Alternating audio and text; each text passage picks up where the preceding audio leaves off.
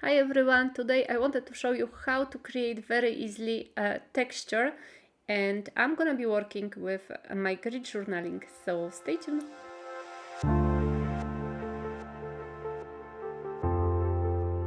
It's Asia Marquet here, Lemon Creation. If you are watching me in January of any year, Happy New Year, guys! I hope you're gonna have a lovely, creative, full of joy and love and health New Year. And so let me start. As I mentioned, I'm working in a grid art journal, so I prepared already my grid, and I usually do them the same way, a little bit of wobbly lines with the permanent pen. And today I'm making a little bit of texture. I don't want to make too much of the texture in this art journal because I want it to be not very bulky. So I took my cream paste, which I absolutely love, cream paste from Stamperia. But you can take gesso or any other modeling paste, something which gives you a little bit of texture. And what I love to do, you don't need stencils for that. It's just you need a small palette knife or even an old credit card.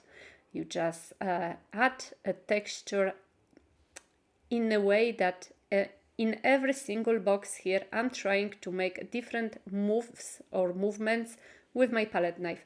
And those movements will create a nice texture. And when you add the paint later on to it, and you're gonna get really nice effects because the paints are gonna behave really nice with all these small nooks and crannies and all the texture you are creating on your paper. There are so many nice ways of creating texture this way. I personally prefer this palette knife, which is like flat and kind of triangular shape. And you can stick it to your paste and then just pull it out quite quickly. You're gonna get the small peaks of the paste like this one here. You can make lines, of course, and you can try. Everything depends on your movements, on the way you actually removing or placing the palette knife on the paper. And if you do it with other instruments or tools than a palette knife, you will get also different texture. So try with that and experiment with that because you really don't need the stencils for your craft. You can create beautiful texture with the tools you have at home, even some kitchen tools. So that's a hint for you here. I didn't use the kitchen tools here because I kind of, to be honest, I did few videos in bulk just before going for Christmas. So to have just, to have some videos to post because I went to see my family. I didn't have my art journals with me. And so it was really a time when I was, when I took off time for myself and for my family, and that's why I prepare a few projects in a bulk kind of, and that's why I wasn't maybe very creative. I could have used some other tools to just show you, but either way, that's what pleased me. I love very much palette knife. I know that we can do magic with just simple palette knife. So I'm gonna be taking my Aquarius Queen Acridon Violet. Aquarius are the watercolors from Roman Szmal. It's a Polish brand. Really nice, beautiful watercolors. A lot of them are granulated, so super, super nice. I add a little bit of water to my journal before placing the paints or before adding the paints, because if you have the texture and if you add water, you actually gonna see this effect that they are like some paints like is accumulating in these small nooks and crannies with the made by the texture. So this is super nice, and I prefer to do it like that because the water kind of lets the paint flow and stop at the points where the water cannot flow anymore, so where there is like a line made with the texture or a peak you made with the texture. So that's very nice, and it's always a kind of a surprise how the paint is gonna behave. I didn't add too much water though because I was afraid of the seepage. Even though it's a watercolor paper, The papers are like, I don't glue them like double pages together, just a single pages, so there is always a chance that it will seep on the other side. On top of that, this particular art journal, it's the one I bought on, I think, Temu or this Chinese website, because honestly I couldn't find equivalent on Amazon, so I just look for it there, and I found it. And even though I find the paper is a really nice quality, I don't believe it will be, or it is as good as it could be, you know, the other watercolor paper with from the like, you know, well-known companies. The next paint I'm gonna be using is Przybysz Gray. Przybysz, it's a Polish name, so I know that it's gonna be hard for you to maybe pronounce, but here it is. It's a really nice gray, and it matches so nicely with the first color I add. I already forgot the name, Quinacridone Violet, I think. So once again, I'm adding a little bit of water, and quite a lot of water on my brush, and I am adding just bits and pieces of paint here and there, trying to actually accentuate these textures I have. But I know what my step is, or will be, my next step will be, so I am not you know, worrying about accentuating the texture too much, because that will be the next step of the process. And as you can see, you know, I'm just doing it a little bit haphazardly, I think. That's my way of making abstract, but then I really like also adding a little bit of like a water splatter or spray to move the paint a little bit. With that, you have to be always careful, because as you can see, I'm getting a seepage in the middle of the page, on the side. I am not perfectionist, so I don't mind that much, but if the seepage was bigger, I wouldn't be happy. So that you always have to keep in mind, that if you use your sprayer, you have to be careful and not to spray too much, and just you know, not to make stains in the places you don't want them.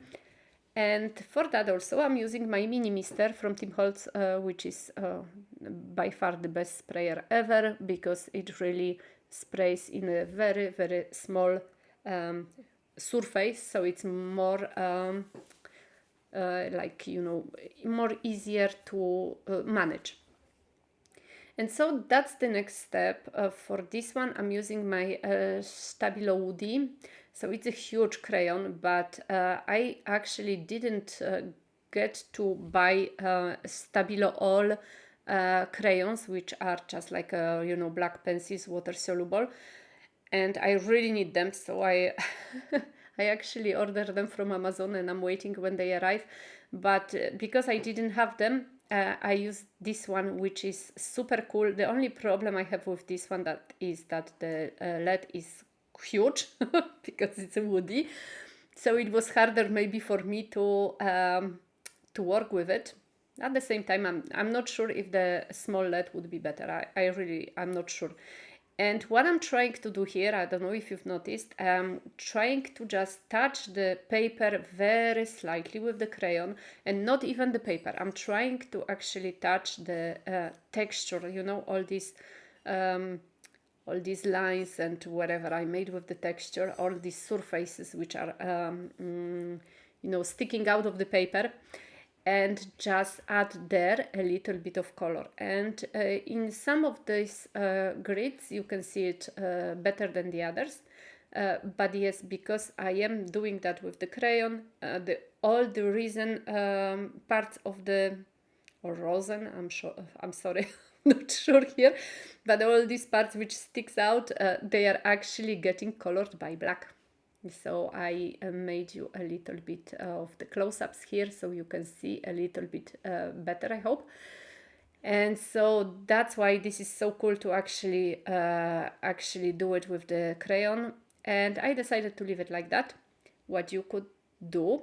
And what I was thinking at the very beginning to do is I was thinking I'm gonna actually add water to this black woody, but at the end I decided to actually stay with the texture as it is, because if I add water to that, you know, these lines which got colored in black, they would actually you know, the paint would flow all over it and they wouldn't be as pronounced as they are right now.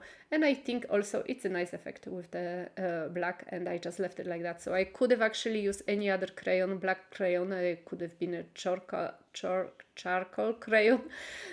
But you know, my first thought was that I'm gonna add water to it later on. That's why I used the water soluble woody. And now I'm using Arteza. I think it's acrylic paint pen marker, acrylic marker, sorry guys.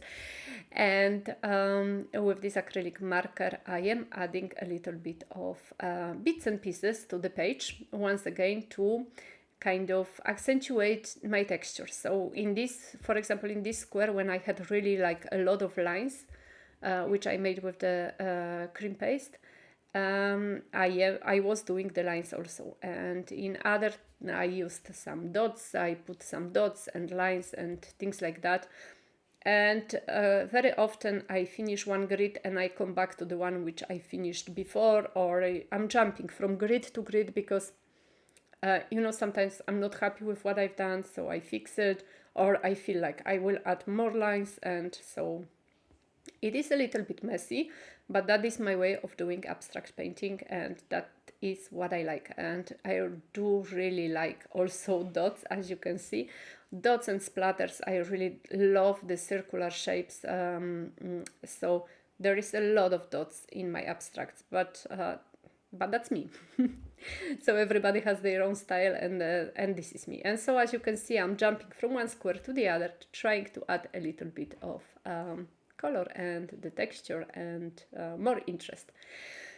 I so hope you like this video. There's been a lot of grid journaling lately on my channel. I'm gonna change it a little bit. I'm gonna try to come up with some other projects, but definitely I'm not stopping with grid art journaling. I absolutely love it. Please share with me if you like this video. Thank you so very much for subscribing. Today I didn't use any products from my shop, but if you want to have a look at my shop with mixed media products, I'll be so happy. And I'm gonna give you a link in the description box below. Thank you once again for watching, and once again guys, I hope you have a beautiful, beautiful, beautiful year. I'm giving you big hugs, and see you soon in my next video. Bye bye.